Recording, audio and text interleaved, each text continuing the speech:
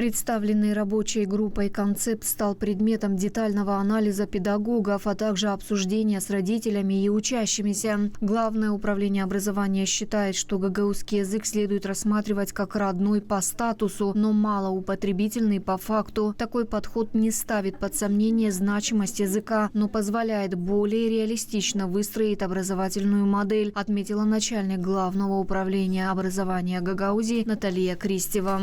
Спасибо, что, во-первых, состоялась эта вторая встреча, что вы пошли навстречу и поняли, что она нужна, и нужно выслушать друг друга более конкретно и более подробно. Школа должна сделать все, что может сделать.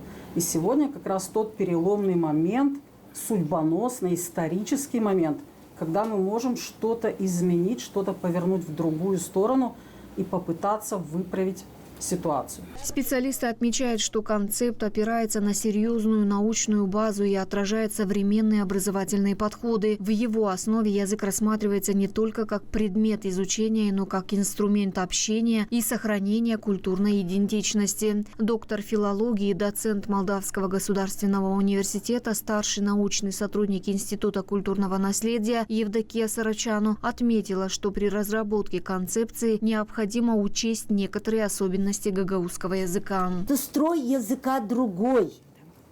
И вот здесь надо будет, может, включить еще одну дилемму, о которой не просто говорят, а кричат здесь.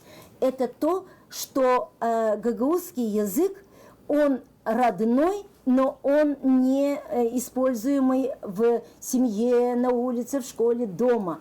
И к нему должен быть другой подход. Педагоги подчеркивают, что текущая структура уроков и требования предлагаемого концепта не в полной мере соответствуют уровню реальной подготовки детей, перегружают их и снижают мотивацию к изучению языка, считает заведующая отделом языка, литературы и фольклора научно-исследовательского центра Ирина Ришелян. Нужно правильное соотношение между реальным фондом учебного времени 3 часа в неделю, я об этом говорю уже очень долго и много, и уровнем языковой подготовки учащихся. То есть надо соблюсти вот этот баланс. Доктор педагогических наук, учитель гагаузского языка, руководитель рабочей группы Анна Столетняя отметила, что при разработке нового концепта были изучены и проанализированы все предыдущие куррикулумы. Мы анализировали до дна тот куррикулум.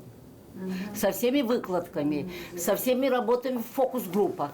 Фокус-группа с родителями, с учениками, учащимися, с учителями. Мы работали, мы отработали это. И мы поняли свои проблемные аспекты.